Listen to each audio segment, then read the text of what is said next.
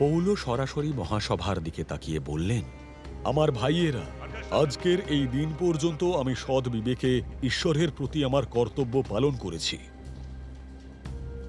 এতে মহাযাজক অননীয়, যারা পৌলের কাছে দাঁড়িয়েছিল, তাদের আদেশ দিলেন যেন তার মুখে আঘাত করা হয়। তখন পৌল তাকে বললেন, চুনকাম করা দেওয়ালের মতো তুমি, ঈশ্বর তোমাকেও আঘাত করবেন। বিধানসম্মতভাবে আমার বিচার করার জন্য তুমি ওখানে বসেছ, কিন্তু তবুও আমাকে আঘাত করার আদেশ দিয়ে তুমি স্বয়ং বিধান লঙ্ঘন করছো। যারা পৌলের কাছাকাছি দাঁড়িয়েছিল তারা বলল, তুমি কি ঈশ্বরের মহাযাজককে অপমান করার দুঃসাহস দেখাচ্ছ? পৌল উত্তর দিলেন, ভাইয়েরা, আমি বুঝতে পারিনি যে উনি মহাযাজক।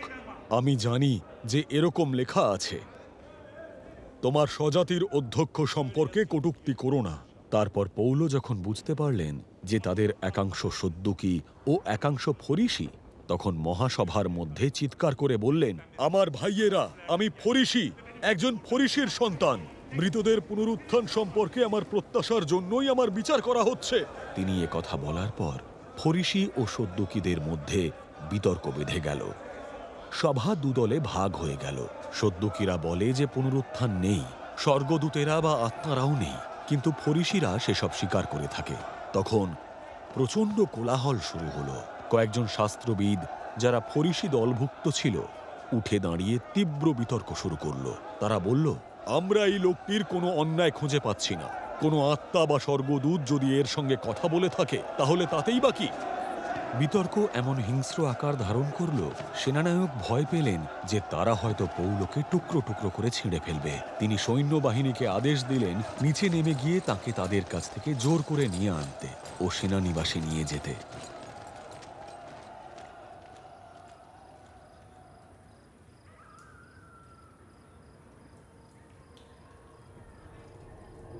সেই দিনই রাত্রিবেলায় প্রভু পৌলের পাশে এসে দাঁড়ালেন ও বললেন, সাহসী হও।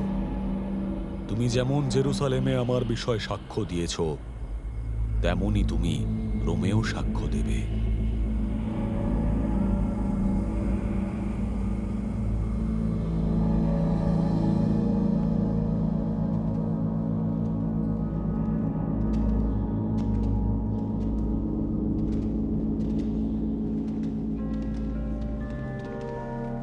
পরের দিন সকালবেলা ইহুদিরা এক ষড়যন্ত্র করল এবং একটি শপথে নিজেদের আবদ্ধ করল যে যতদিন পর্যন্ত তারা পৌলকে হত্যা না করে, ততদিন পর্যন্ত তারা খাওয়া দাওয়া বা পান করবে না।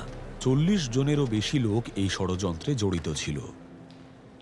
তারা প্রধান যাজকদের ও প্রাচীন বর্গের কাছে গিয়ে বলল, আমরা এক গুরু অঙ্গীকার করেছি যে পৌলকে হত্যা না করা পর্যন্ত আমরা কিছুই খাব না। তাহলে এখন মহাসভাকে সঙ্গে নিয়ে আপনারা সেনানায়কের কাছে এই অজুহাতে আবেদন করুন যে তার সম্পর্কে আরো সঠিক তথ্য অনুসন্ধানের জন্য তাকে যেন আপনাদের সামনে নিয়ে আসা হয়। সে এখানে আসার আগেই তাকে আমরা হত্যা করার জন্য প্রস্তুত আছি। কিন্তু পৌলের ভাগ্নে যখন এই ষড়যন্ত্রের কথা শুনতে পেল, সে সেনানিবাসে গিয়ে পৌলকে সে কথা বলল।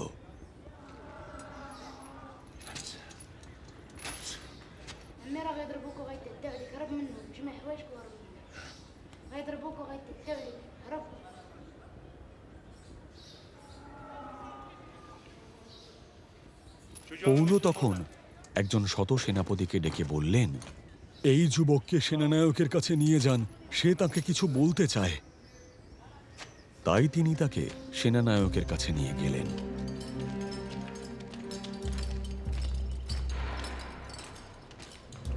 শত সেনাপতি বললেন, বন্দী পৌল আমাকে ডেকে এই যুবককে আপনার কাছে নিয়ে আসতে বলল, কারণ আপনার কাছে এর কিছু বক্তব্য আছে।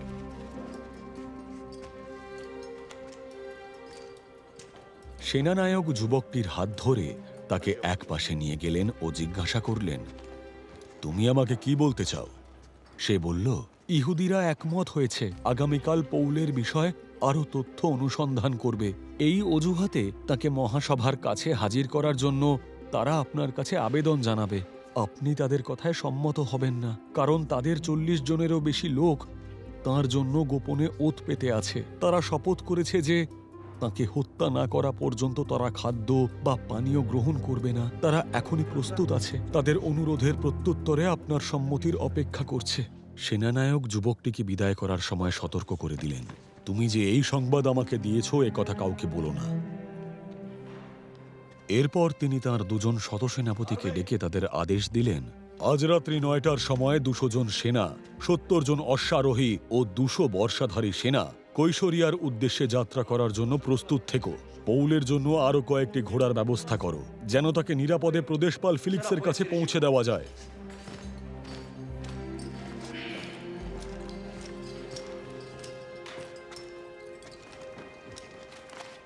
তিনি এভাবেই একটি পত্র লিখলেন, ক্লডিয়াস লিসিয়াসের তরফে মহামান্য প্রদেশপাল ফিলিক্স সমীপেষু, শুভেচ্ছা।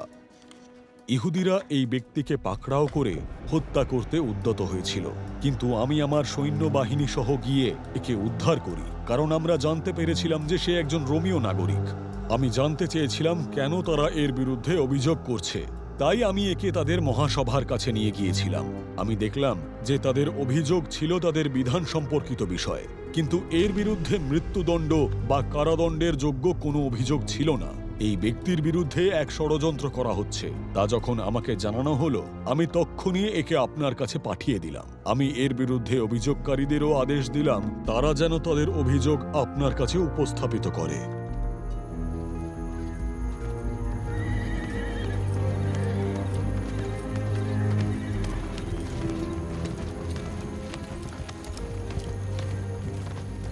অতএব সৈন্যরা তাঁর আদেশ পালন করে রাত্রিবেলা পৌলকে সঙ্গে নিয়ে সুদূর আন্তিপাত্রিতে নিয়ে গেল।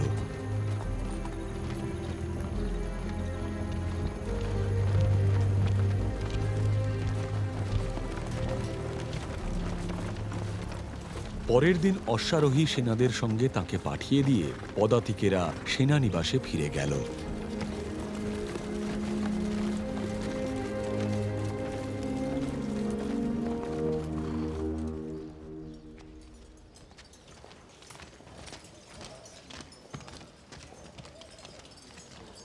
অশ্বারোহী সেনারা কৈশোরিয়ায় পৌঁছে তারা সেই পত্র প্রদেশপালকে দিল ও পৌলকে তাঁর হাতে সমর্পণ করল। সেই পত্র পড়ে প্রদেশপাল জানতে চাইলেন তিনি কোন প্রদেশের লোক। পৌল কিলিকিয়ার অধিবাসী জানতে পেরে তিনি বললেন, তোমার অভিযোগকারীরা এখানে এসে উপস্থিত হলে আমি তোমার কথা শুনব। এরপর তিনি পৌলকে হেরোদের প্রাসাদে পাহারাধীন রাখার আদেশ দিলেন।